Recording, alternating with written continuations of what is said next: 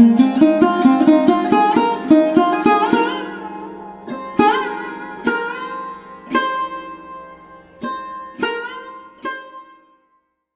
வாத்தன் ஐயா. வணக்கம் ஐயா. ஐயா இறுதியா மீனராசினியர் அவங்களுக்கான குணான் செய்து மறைந்திருக்கும் ரகசி ஒட்டுமொத்த வாழ்க்கையை பத்தி சொல்வி. கண்டிப்பா. மித்ரா டிவி அன்பர்களுக்கு என் அன்பான வணக்கம். 11 ராசிகளை பத்தி சிறப்பா பார்த்துட்டோம். நல்ல வரவேற்பு. எல்லாமே 1 lakh வியூஸ்க்கு மேல போயிருக்கு. பார்வையாளர்களுக்கு தான் நன்றி. என்னை விரும்பி பார்க்குறாங்க. நல்லா போயிருக்கு. அப்போ இப்போ மீனத்தை பற்றி பேசிடுவோம். மீனராசிக்காரங்க கோவிச்சு கூடாது. அது இறுதியான ராசி அல்ல, உறுதியான ராசி மீனம். ஏன்னா ராசிநாதன் குரு. யாருக்கெல்லாம் உங்கள் ராசிநாதன் குரு சூரியன் செவ்வாயா வர்றாங்களோ, உங்கள் ராசிக்குள்ளேயே சூரியன் செவ்வாய் குரு உட்கார்றாங்களோ அவங்க எல்லாமே உறுதியானவர்கள். ஒரு நோய் வந்தாலும் பார்த்துடலாம், சரி பண்ணிடலான்னு ஒரு தெம்பு இருக்கும். ஒரு கடன் வந்தாலும் கட்டி அடைச்சிடலாம் அப்படிங்கிற தெம்பு இருக்கும். ஒரு வழக்கு வந்தாலும் பார்த்துடலாம் அப்படிங்கிற தைரியம் இருக்கும். இது எல்லா ராசிக்கும் வந்துடாது, மீன ராசிக்கு வரும். ஏன்னா மீன ராசி இறுதியான ராசிங்கிறத விட இருக்கிறதுலையே 12வது ராசி. 12ஆம் இடம்ங்கிறது சாதாரண இடம் இல்லை. கடைசியா நம்ம மோட்சத்துக்கு போவோமா இல்லையானா மீனம் தான் சொல்லும். எப்படி? அப்ப நீங்க மீனத்துல பிறந்துட்டீங்க, உங்களுக்கு மோட்சம் உண்டு, அவ்வளவுதான். மீனராசியில பிறந்துட்டாலே மோட்சம் உண்டு, எழுதி கொடுத்துடலாம். 12வது ராசி 12ல கேது இருந்தா மோட்சம் உண்டுங்கிறது ஒரு கதை, அது வேற, அது கணக்கு வேற. 12ஆம் இடமே மீனமா வந்தா அது மோட்சம் உண்டுங்கிறது வேற. யாருக்காவது 12ல குரு இருந்தாலும் மோட்சம் உண்டு. உங்க லக்னாதிபதி 12ல இருந்தாலும் மோட்சம் உண்டு. நிறைய இருக்கு. அப்ப 12ஆம் இடம்ங்கிறது மோட்சம். சமுத்திரம், கடல் ராசி. 12ஆம் இடத்துல குருவோட நட்சத்திரம் பூரட்டாதி, உத்திரட்டாதி, ரேவதி. கிட்டத்தட்ட பூரட்டாதி 4ஆம் பாதம், உத்திரட்டாதி 4 பாதம், ரேவதி 4 பாதம் இருக்கும். மொத்தம் 9 பாதம் அங்க வந்துடும். அப்ப குரு சனி புதன் சேர்க்கை. இப்ப மீனராசியில யாரு பிறந்தாலும் குழந்தைகளால் கவலை உண்டு, குழந்தைகளை நினைத்து கவலை உண்டு அப்படிங்கிறது ஒரு கணக்கு. Document, record work, Aadhaar, PAN, எந்த ரெக்கார்ட் ஒர்க் சர்டிபிகேட்ல இருந்து எடுத்துக்கிட்டீங்கனாலும் ஒரு பிழை திருத்தம் வராத மீனமே இருக்காது. பிழை திருத்தம் மீனத்துக்கு மேக்சிமம் நாய்க்கடி உண்டு. எப்படி? நாய்க்கடி. 4ஆம் அதிபதி அங்க நீசமாகறான்ல, 4ஆம் இடம் தான் வளர்ப்பு பிராணி. எல்லாமே லாஜிக். எதனாலேன்னு கேட்டது சூப்பர், என்ன மக்களுக்கு தெரியணும். அப்போ மீனம் ராசியில உச்சமடைகிறவர் சுக்கிரன். இவங்க பாருங்க, நல்லா குளிச்சு பொட்டு சந்தனம் எல்லாம் வச்சுட்டு நல்ல துணிமணி போட்டு பவ்யமா நல்லா நீட்டா இருக்கணும்னு ஆசைப்படுவாங்க. மீன ராசிக்காரங்க உணவு பிரியர்கள். உணவு பிரியர்கள்னா சாதாரண உணவு பிரியர்கள் இல்லை. இளநீ குடிச்சா கூட 3 இளநீ 4 இளநீ குடிக்காம இருக்க முடியாது. அதை சாப்பிடணும். நாளைக்கு கிடைக்கிற பொருளுங்க விட்டுருங்க, அதெல்லாம் முடியாதுங்க. ஒரு 20 போண்டா, 15 வடை, 27 லட்டு, ஒரு 4 இளநீ, 40 பாயாசத்தை போட்டோம்னா தான் கொஞ்சம் நிம்மதியா இருக்கு சாமி அப்படின்னு அது மீனம். சாப்பிட்ட மாதிரி இருக்கு சாமி, கொஞ்சம் லேசா எறும்பு கடிச்ச மாதிரி இருக்குங்க, இன்னும் 2 மணி நேரம் கழிச்சு அப்புறம் பார்த்துக்கலாமுங்க அப்படின்னா மீனம். இது சுக்கிரன் உச்சமாவதால் சுகபோகமா ஆள்றதே சாப்பிட்றதாங்க சாமி. ராசிநாதன் குரு ராசிக்கு 5ஆம் இடத்தில் உச்சம், 11ஆம் இடத்தில் நீசம். குழந்தைக்கு பிறந்த பின்பு புகழ் பெயர் வளர்ச்சி. குழந்தைக்கு பிறந்த பின்பு மூத்த சகோதர சகோதரிகளால் நிம்மதி இல்லை. நண்பர்களால் பணத்தை இழந்த மீனம் நிறைய. நண்பர்களால் இழந்த மீனம் நிறைய இருக்கு. ஏன்னா 11ஆம் இடம் நண்பன், அங்க போய் தான் குரு நீசமாகறான். அப்ப அங்க நண்பர்களால பணத்தை இழந்துருவாங்க. பேராசைப்பட்டு சக்திக்கு மீறி எதையாவது பண்ணி பணத்தை இழந்துருவாங்க. 11ஆம் இடம் ஆசை, அபிலாசைகள். 11ஆம் இடத்துல குரு நீசமாகிறார். இவங்களுக்கு எப்பவுமே கௌரவ பயம் இருக்கும். எங்காவது பேரு கெட்டு போயிருமோ, நம்மளை தப்பா நினைச்சிருவாங்களோ, நாணயத்தை காப்பாற்ற முடியாம போயிருமோ. ரொம்ப கீழ்நிலையிலிருந்து ஒன்றும் இல்லாம மேல வந்தது பூரா மீனம். இவங்க வம்சாவளியில யாருக்காவது வலிப்பு நோய் இருக்கு, ஃபிட்ஸ், வெரிகோஸ் வெயின், நரம்பு புடைச்சிக்கிறது இருக்கும். வெரிகோஸ் வெயின் நரம்பு. தலையில் அடிபட்டவர்கள் உண்டு மீனராசியில் யாராவது பிறந்தா. அங்க குரு நட்சத்திரம் இருக்கா, சனி நட்சத்திரம் இருக்கா, அது ஒரு தர்மகர்மாதிபதி யோகம். புகழா இருக்கிறதுக்கு ஆசைப்படுவாங்க. மரியாதை இருக்கணும், குடும்பத்துக்குள்ள எனக்கு ஒரு மரியாதை வேணும், காசு வேணுமெல்லாம் அப்புறம் தான், எனக்கு ஒரு மரியாதை கிடைச்சா சூப்பர் அப்படின்னா மீனம். அப்படின்னு மீனம் வந்து சுக்கிரனோட உச்சம் அடைகிற வீடு. அதனால அவங்க வீட்டுல யாராவது லட்சுமின்னு பேருடையவங்க இருப்பாங்க. ஜெயலட்சுமி, விஜயலட்சுமி, பாக்கியலட்சுமி, சந்தான லட்சுமி, வீரலட்சுமி, இப்படி லட்சுமி பெயருடையவர்கள் குடும்பத்தில் ஃப்ரெண்ட்ஸு தெரிஞ்சவங்க பக்கத்து வீட்டுக்காரங்களாவது வந்துடுவாங்க.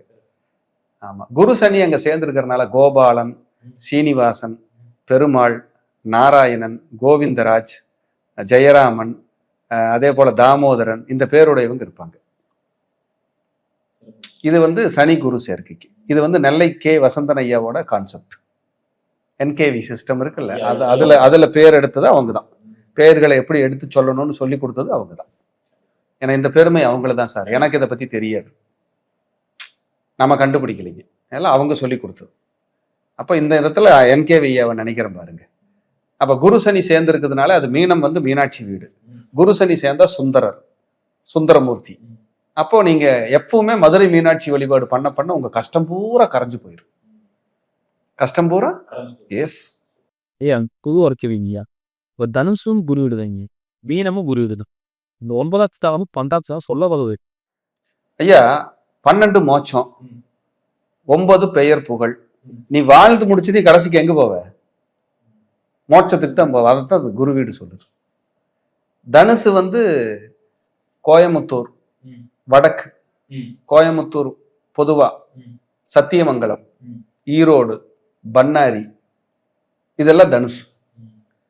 மீனம் வந்து மதுரை, ராமேஸ்வரம், வடமதுரை, மானாமதுரை, இதெல்லாம் மீனம்.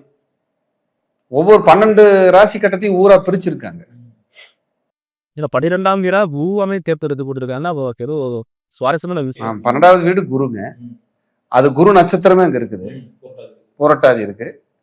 சனி அங்க இருக்காரு, சனி கர்மகாரங்க. கடைசியா மோட்சத்தை சொல்லுது 12வது வீடு. அங்க வந்து சுக்கிரன் உச்சமாய் புதன் நீசமாயிடுறாரு. கடைசியா சுய நினைவுல இழந்துதானே இறக்குறோம்.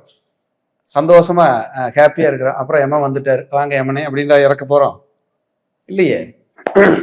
புத்தி சுவாதீனமாகி சுய நினைவு இழந்து தான் யாருன்னே தெரியாம தான் மரணம் ஆகுது நிறைய பேருக்கு. அந்த மரணத்தை கண்ணு முன்னாடி பார்க்குற கொடுமை இருக்கே, எதிரிக்கு கூட வரக்கூடாது. வாழ்ந்தவங்க நம்மளை விட்டு பிரியும் போது இருக்கிற வேதனை இருக்குல்ல சார், சொல்லி மாளாது. கடைசியா இறைவன் வந்து கடைசியா செக் பாயிண்ட் எங்க வச்சிருக்கான் பாரு. பிறக்கும்போது தொப்புள் கொடியை வெட்டி விட்டுட்டு தான் வா பூமிக்குன்னு கூப்பிடுறான். போகும்போது அண்ணா கொடியை வெட்டி விட்டுட்டு தான் அனுப்புறான். எப்படி? கண்ணதாசன் அருமையா பாடிட்டார்.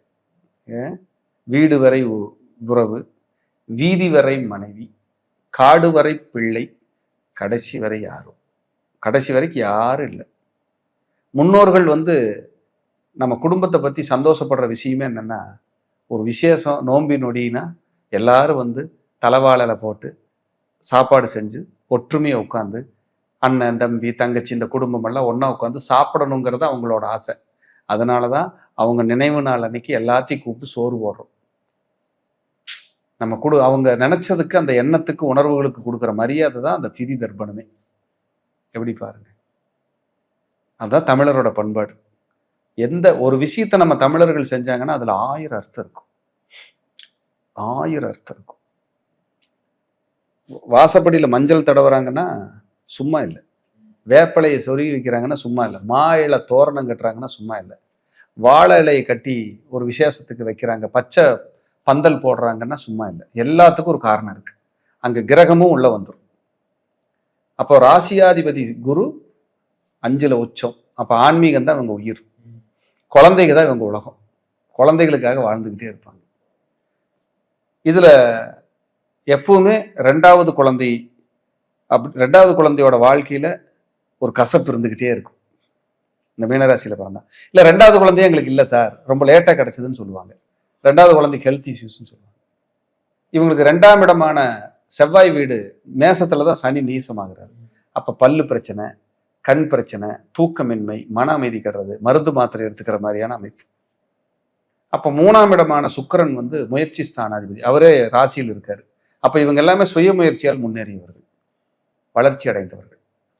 அண்ணன் தம்பி அக்கா தங்கச்சி பாசத்துக்கு இவங்க ரொம்ப ஃபிட்டா இருப்பாங்க. ஐயோ இவங்க இல்லாம நம்ம வாழ முடியாது. இளையவர்கள் தம்பியோ தங்கச்சியோ இருந்தா இவங்களுக்கு கசப்பு அதிகம், ரொம்ப கசப்பா இருக்கு உறவு. இவங்களுக்கு கொஞ்சம் பேராசை அதிகம்தான், பிரம்மாண்டமா தான் திங்க் பண்ணுவாங்க, சிம்பிளா பண்ண மாட்டாங்க. அது குணம். ஏன்னா அஷ்டமாதிபதி ராசியிலேயே உச்சமாகிறார். ஆனா 4 புதன் நீசம். இவங்க அம்மாவுக்கு ஹெல்த் பாதிக்கும், ஹெல்த் பாதிச்சு ஏதாவது ஆகும். அம்மாவோட திருமண வாழ்க்கை இருக்கு பாருங்க, அம்மா அப்பா ஒட்டாம தான் வாழ்ந்துருப்பாங்க, நிம்மதி இல்லாம இருக்கும். ஏதோ ஓடிட்டு இருக்கு சார், ஆவரேஜா போயிட்டு இருக்குங்கிற லைஃப். 3ஆம் இடத்துல 5 உச்சமாகறான். இவங்க குழந்தை பிறந்ததுக்கு அப்புறம் இடம் மாறி புகழடைஞ்சு முன்னேறுவாங்க.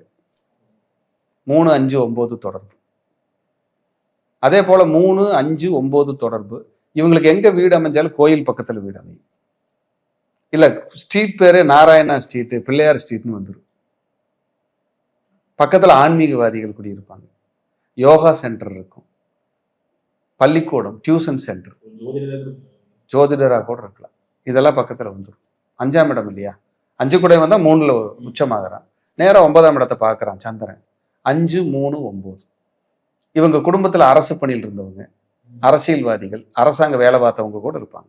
ஏன் அரசியல் தொடர்பு இருக்கிறவங்க கூட இருப்பாங்க. எங்க குடும்பத்துல அவர் ஒரு அரசியல் தலைவரோட இருந்தாரு, இங்க இருந்தாரு, அவங்களுக்கு தெரியுங்கிற மாதிரி லைஃப். இப்படி எல்லாம் வாழ்ந்திருப்பாங்க. பரம்பரையில யாராவது புகழ் மிக்கவங்களும் இருப்பாங்க. 4ஆம் இடம் புதனோட வீடு. ஏதாவது எப்பவுமே வீடு கார்னர்ல அமையும், பூங்கா பக்கத்துல அமையும். இவங்க வீட்டுல ஒரு ஊஞ்சல் இருக்கும், நஞ்சை புஞ்ச நிலங்கள் பக்கத்துல இருக்கும். டெட் எண்ட்ல இருக்கிறேன் சாரும்பாங்க, கார்னர்ல இருக்கிறேன் சாரும்பாங்க. வளைஞ்சு வளைஞ்சு போகுது சார் எங்க வீட்டுக்கு தடம், அங்கதான் கடைசியா இருக்கிறோம் சார், அப்படிதான் சார் நாங்க வாழ்றோம், இப்படிதான் இருப்பாங்க. 4வது வீடு புதனோட வீடு. 5வது வீடு சந்திரனோட வீடு. எப்பவுமே குழப்பவாதிகள், மனாமீதி. 5 9ல் நீசமாகறான். அப்ப அப்பானால பிரயோஜனம் இருக்காது. ஆனா அப்பா புகழ இருந்திருப்பாரு, ஆனா அப்பானால பிரயோஜனம் இல்லை. மீனராசியில யாரு பிறந்தாலும் தந்தையினால பிரயோஜனம் இல்லை. சுயமா உழைச்சு உழைச்சு உழைச்சு உழைச்சு மேடேறினவங்க, முன்னேறினவங்கள மீனராசிக்காரங்க. ஆனா விசுவாசத்தின் மறு உருவம் மீனம். எப்படி விசுவாசம்னா மீனம் தான். ஒருத்தர் நினைச்சதை செஞ்சதை நினைச்சு பார்த்து அவங்களுக்கு நன்றியோட ஒருத்தர் வாழ்றவங்க இந்த பூமியில இருக்காங்கன்னா மீனராசிக்காரங்க. அது வந்து ரொம்ப பர்ஃபெக்டா இருப்பாங்க. இது ரொம்ப நல்ல விஷயம் கூட. அப்போ சொல்லுவாங்களே, பார்த்து போயிருங்க, கௌரவமா இருங்க, ஒருத்தர் வந்து சொல்றத போனீங்கன்னா அடி இருக்கும், இங்க இதாகும், அதாவது சொல்லிட்டே இருக்கிற காரணம் அவங்க சொல்லிட்டே இருக்காங்க, கை போயிட்டே இருப்பான். அது அவங்க வந்து ஒருத்தர் கஷ்டப்படுறாங்க, ஒருத்தருக்கு ஏதாவது ஒண்ணு ஆகுதுன்னா இவங்களை பார்த்துட்டு தாங்க முடியாது.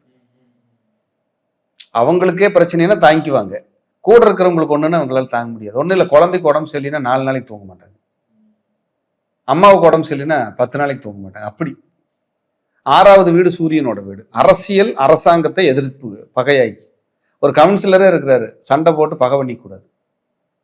பகை பண்ணிக்கிறது நல்லதில்லை. அரசியல் அரசாங்கத்தை பகைச்சிக்க கூடாது. மீனராசிக்காரங்க அரசு வேலை சிலருக்கு கிடைக்கும், ஸ்காலர்ஷிப் கிடைக்கும், அப்படியெல்லாம் படிக்க வைக்கும், லோன் கிடைக்கும், கேட்ட உடனே லோன், கவர்மெண்ட் பேங்க்ல லோன் எல்லாம் வாங்கிக்கலாம், கிடைக்கும். ஏதாவது ஒரு மெடிக்கல் செக்அப், ஹெல்த் இஷ்யூஸ் இருந்துகிட்டே இருக்கும். ஆனா போனாலும் ரெடியாகி வெளியே வந்துடுவாங்க மீனராசிக்கு. அப்படிப்பட்ட ஒரு அமைப்பு. சில நேரங்கள்ல அப்பா வழி சொந்தங்களே உங்களுக்கு எதிரியே மாறிடும். சித்தப்பா சித்தப்பா குழந்தைங்க, பெரியப்பா பெரியப்பா குழந்தைங்க, அத்தை அத்தை உறவு, இதெல்லாம் கசப்பா இருக்கு, நல்லா இல்லை. இவங்க மீனராசிக்காரங்க தான் மகள் அல்லது மகன் நல்லா இருக்கணும், ஜெயிக்கணும், முன்னேறணுங்கிற ஆசையோட வாழ்ந்துகிட்டே இருப்பாங்க. இவங்களுக்கு குழந்தை தான் உலகம். தனக்கு ஒரு நேரம் சாப்பாடு இல்லைனால என் குழந்தை சௌரியமா இருக்கணும், சந்தோஷமா இருக்கணும் அப்படின்னு நினைச்சா மீனம். இது ரொம்ப நல்ல விஷயம். நண்பர்களால் ஏமாறாத மீனமே கிடையாது. சில நேரத்துல இவங்களுக்கு மன அமைதி கட்டுக்கிட்டே இருக்கும், குழப்பமா இருக்கும். அப்புறம் ஒரு ஞானம் பிறந்து ஒழுக்கம் ஆயிட்டாங்கன்னு வைங்க, இவங்க பாட்டுக்கு இவங்க வேலையை பார்த்து போவாங்க, யாரு வந்தாலும் தடுக்க முடியாது. அப்படியான ஒரு அமைப்பு. கண்டிப்பா மீனராசிக்காரங்களுக்கு யாருனாலும் சரி, அவங்களுக்கு சொத்து, வீடு, இடம், நில, வாகனம் அமைஞ்சே தீரும். அவங்க அமையாமல் வாழவே முடியாது வாழ்க்கையில். ஏன்னா சுக்கிரன் உச்சமாகறான்ல, அவன் சொகுசை கொடுப்பான்ல, கொடுக்காம போக மாட்டான். அதே போல் 7ஆம் இடம் பாதகம். ஒன்று வீட்டுக்கார் சரியில்லை, இல்லை மனைவியினால நிம்மதி இல்லை, இல்லை ஏதாவது சண்டை வந்துக்கிட்டே இருக்கு, திட்டிக்கிட்டே இருக்கிறாங்க, அப்படி ஒரு மைனஸ் இருக்கும். நண்பர்கள் மாறிக்கிட்டே இருப்பாங்க, நிரந்தர நண்பர்கள் இருக்க மாட்டாங்க. வாடிக்கையாளர்களும் மாறிக்கிட்டே இருப்பாங்க, நிரந்தர வாடிக்கையாளர்கள் இருக்க மாட்டாங்க. வாடிக்கையாளர் இல்லாமையும் இருக்க மாட்டாங்க, வாடிக்கையாளர் இருக்க மாட்டாங்க. ராசியில தான் 7 குடைவன் நீசமாகறான். அப்ப மீன ராசி கல்யாணம் பண்ணிட்டு வந்தா ஒரு தோல்வி, ஒரு இழப்பு, ஒரு சொத்துக்கள் இழந்தது எல்லாத்தையும் இழந்து அப்புறம் முன்னேறும், ஒரு வளர்ச்சி அடையும். இவங்க வாழ்றதுக்கு, வாழ்வில் முன்னேறுவதற்கும் போராடி கொண்டே இருக்கிறார்கள். போராடாத மீனமே கிடையாது அப்படின்னு சொல்லலாம். 8ஆம் இடம் தான் ஆயுள் ஸ்தானம், அங்க சனி உச்சமாகறான். அப்ப தீர்க்காயில் தப்பு இல்லை, தீர்க்காயில் உண்டு. அதே போல லாபாதிபதி 2ஆம் இடத்துல நீசமாகறதுனால பொருளாதாரத்தை மிச்சம் பண்ண முடியாது. ஏதாவது ஒரு விரயம், பொருளாதார விரயமே இருந்துட்டே இருக்கும். இப்ப 8ல் சனி உச்சம், சூரியன் நீசம். அப்ப அப்பானால பிரயோஜனம் கம்மி அப்படின்னு ஒரு குறை இருந்துகிட்டே இருக்கும். எங்க அப்பா மட்டும் இருந்திருந்தா இன்னைக்கு என் ரேஞ்சே வேறேன்னு சொல்றதெல்லாம் மீனம். இவங்க வளர்ச்சியை பார்க்கறதுக்கு அவங்க அப்பாவுக்கு 80% பேர்த்து கொடுத்து வைக்கிறது இல்லை. அது ஒரு மைனஸா இருக்கு. மற்ற கிரக நிலைகளெல்லாம் பார்க்கணும், இது பொது கருத்து தான். அப்ப 8ஆம் இடம்ங்கிறது திடீர் அதிர்ஷ்டம், பயணம், புதையல், முன்னேற்றம், ஆயுள் ஸ்தானம், எல்ஐசி, அது போக இது மாதிரி வெளிநாடு ஏற்றுமதி இறக்குமதி எல்லாம் 8ஆம் இடம் தான். அங்க சனி உச்சமாகறான். இவங்களுக்கு வெளிநாட்டு தொடர்பு நல்லா இருக்கும். வெளியூர்ல போய் வருமானம் பண்றது, ஊர் மாதிரி வாழ்றது, வேற ஊர்ல பிறந்த ஊர் ஒண்ணு, வளர்ந்த ஊர் ஒண்ணு, இருக்கிற ஊர் ஒண்ணு, ஜெயிக்கிற ஊர் ஒண்ணு, இதெல்லாம் யோகம். 2 ஊர் 3 ஊர் மாறி வந்துட்டேன், 7-8 டிஸ்ட்ரிக்ட் மாறிட்டேன் சார் அப்படின்னா மீனம். மாறினா நல்லா இருக்காங்க. இல்லைன்னா இவங்களுக்கு வேலையே தொழிலே அந்த மாதிரி மாறி மாறி போற மாதிரியான ஊர்களா இருக்கும், அலைய வச்சிரும். இல்லைன்னா வேற வேற மாவட்டத்தை சார்ந்தவங்க இவங்க கூட இருப்பாங்க. ஒருத்தர் திருப்பூர் மாவட்டம், ஒருத்தர் திண்டுக்கல் மாவட்டம், ஒருத்தர் தேனி மாவட்டம், இவங்கெல்லாம் நம்ம கூட இருப்பாங்க. இதெல்லாம் மீனத்தோட வேலை. 9ஆம் இடத்துல சந்திரன் நீசம், 5 குடைவன் 9ல் நீசம். அப்ப குலதெய்வத்தில் குழப்பம் உண்டு. குலதெய்வத்துக்கு போயிட்டு அனுகிரகம் இல்லை, ஏதோ கம்மியா இருக்கு, ஏதோ ஒரு மைனஸ் இருக்குன்னு ஃபீல் பண்ணுவாங்க. 5 குடைவன் நீசம். அப்ப குலதெய்வத்தை அதிகமா நேசிக்கணும், ஆழமா. பௌர்ணமி வழிபாடு நிறைய பண்ணணும், சத்யநாராயண பூஜை நிறைய பண்ணணும். பௌர்ணமி அன்னைக்கு பண்ணாங்கன்னா வளர்ச்சி நல்லா இருக்கும். அப்ப 5 குடைவன் 9ல் நீசமாகறதுனால சில நேரம் அரசு பணிகள் கிடைக்கிறதெல்லாம் போராட்டம், பதவி உயர்வு கிடைக்கிறது போராட்டம், வேலையில வளர்ச்சி முன்னேற்றம் கிடைக்கிறது போராட்டம், இது இருந்துகிட்டே இருக்கும். 5 குடைவன் 9ல் நீசமானதுனால வெளியூரில் புகழ், குழந்தைகளால் மன வருத்தம், காதல் திருமணம் செய்தவர்கள் உண்டு, கலப்பு திருமணம் செய்தவர்கள் உண்டு குடும்பத்தில். இதெல்லாம் சொல்லிட்டே போலாம். இப்படித்தான் அவங்க வாழ்றாங்க. அவங்க இல்லாம அப்படி இருக்கிறது இல்லை. 5 குடைவன் 9 குடைவன் நீசமாகிறது 5ஆம் இடத்துல செவ்வா. 5 குடைவன் 9ல் நீசமாகறான், 9 குடைவன் 5ல் நீசமாகறான். அப்ப இவங்க போராடி போராடி அதிர்ஷ்டத்தை இழந்து போராடி தான் மேல வரணும். இது எந்த ராசிக்கு இல்லாத ஒரு இது மீனத்துக்கு. அதிர்ஷ்டமும் பாக்கியமும் பாருங்க வீக் ஆகுது. அப்ப கஷ்டப்படுறாங்க, போராடுறாங்க, அப்புறம் தான் முன்னேறாங்க. மீன மாதிரி கஷ்டப்படுறவங்க யாருமே இல்லை. ஒரு ஸ்டேஜுக்கு வர்றக்குள்ள போதும் போதுன்னு ஆயிரும். இதெல்லாம் மீனத்தோட வேலை. 10 குடையவர் குரு, அவரே ராசிநாதன். அப்ப ஏதோ ஒரு தொழில் செய்யணும், வேலை பார்க்கணும், முன்னேறணும், ஜெயிக்கணும். இல்லத்தரசிகளா இருந்தா மாவாட்டலாமா, சமையல் செய்யலாமா, ஏதாவது வேலைக்கு போகலாமா, டெவலப் பண்ணலாமா, தையல் கடை வைக்கலாமா, இப்படி எல்லாம் யோசிச்சுக்கிட்டே இருக்கிறது மீனம். லாபாதிபதி சனி, அவர் 8ல் போய் உச்சமாகிறார். 11-8 தொடர்பு. கொஞ்சம் பணம் வச்சிருக்கணும், நிறைய கையிருப்பு இருக்கணும், மற்றவங்களுக்கு கொடுக்கணும், இதெல்லாம் இவங்களுக்கு நிறைய இருக்கும் மைண்டுக்குள்ள. மூத்த சகோதர சகோதரிகள் இருந்தாங்களோ அவங்களால பிரச்சனை, அவங்களுக்கு குழந்தை பேர்ல தடை, அவங்களுக்கு ஹெல்த் இஷ்யூஸு, இல்லை விபத்து, இல்லை வாழ்க்கையில முன்னேறதுக்கு பிரச்சனை, இதெல்லாம் இருக்கும். ஏன் குழந்தையே இல்லாதவங்க 2 கல்யாணம் பண்ணவங்க ஒரு ஃப்ரெண்டே இருப்பாங்க மீனராசியில பிறந்தவங்களுக்கு. இதெல்லாம் நம்ம பார்க்க முடியும்.